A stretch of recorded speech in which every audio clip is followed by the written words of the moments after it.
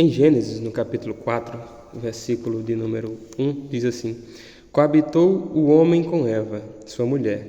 Esta concebeu e deu à luz a Caim.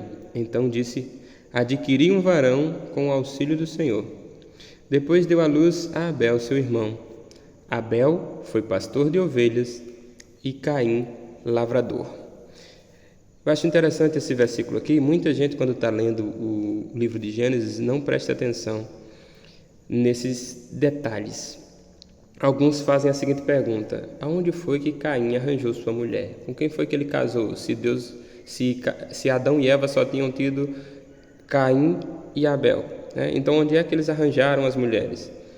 Então, às vezes paira a dúvida em muitos novos convertidos, ou pessoas que às vezes estão há tempos na fé e ainda não foram esclarecidos sobre essas coisas, mas essa é uma resposta muito simples de se lidar.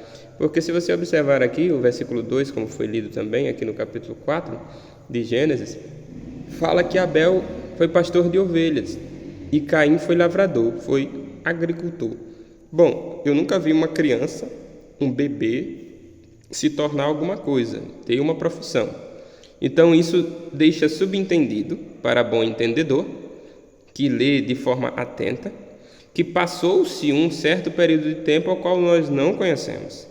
Nós não sabemos quanto tempo se passou, mas foi tempo suficiente para que esses dois rapazes já tivessem sua profissão, já tivessem algo a qual eles se encantassem e quisessem então se dedicar. Então nós vemos aqui Caim e Abel com suas devidas profissões. Logo, se passou um tempo, Adão e Eva também tiveram outros filhos, e isso é relatado no capítulo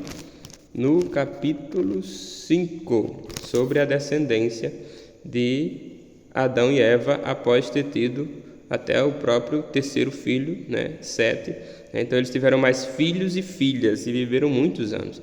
Então, com certeza, a esposa de Caim era desses filhos aí dos seus pais ou dos seus irmãos. Ou eram irmãs dele ou eram sobrinhas dele, tá certo? Então aí não tem problema.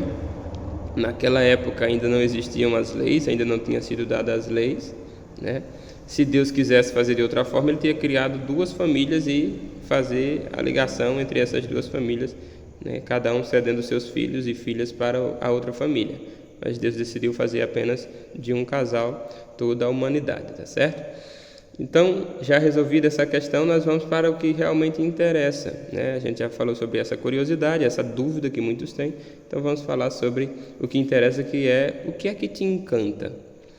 Aqui fala que Abel foi pastor de ovelhas enquanto Caim foi lavrador. Preste atenção no capítulo 1, no versículo 29 de Gênesis, diz assim: E disse Deus ainda: Eis que vos tenho dado todas as ervas que dão sementes, e se acham na superfície de toda a terra, e todas as árvores em que há fruto que dê semente.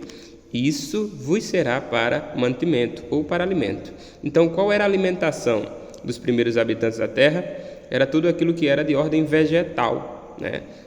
Se você observar no versículo 30, não só o ser humano se alimentava de coisas vegetais, das árvores, dos frutos, das sementes, né? Mas também os próprios animais. No versículo 30 de Gênesis 1 diz: E a todos os animais da terra, e a todas as aves dos céus, e a todos os répteis da terra, em que há fôlego de vida, toda a erva verde lhes será para mantimento. E assim se fez. Então, até os próprios animais eram vegetarianos. Bom, quem sabe não era por isso que eles viviam tanto, né? São apenas suposições. Mas olha que coisa interessante. Então, Caim, ele se especificou em ser lavrador, em cuidar da terra, porque dali ele iria tirar o seu sustento e o seu alimento. E aí a pergunta que fica é: então por que Abel se tornou pastor de ovelhas, se não se utilizava de ovelhas para alimento, né? Então por que ele começa a criar ovelhas? E aí a ideia que vem à nossa mente é que provavelmente a história da queda foi contada aí para Caim e Abel.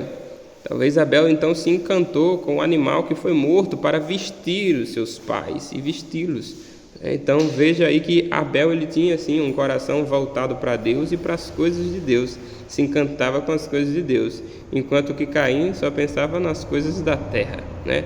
Somente isso, tá bom? Então pense um pouquinho na tua vida, o que é que te encanta? Com o que você está encantado? Com as coisas da terra, com o que há de comer, beber, vestir, ou com as coisas de Deus e os planos de Deus?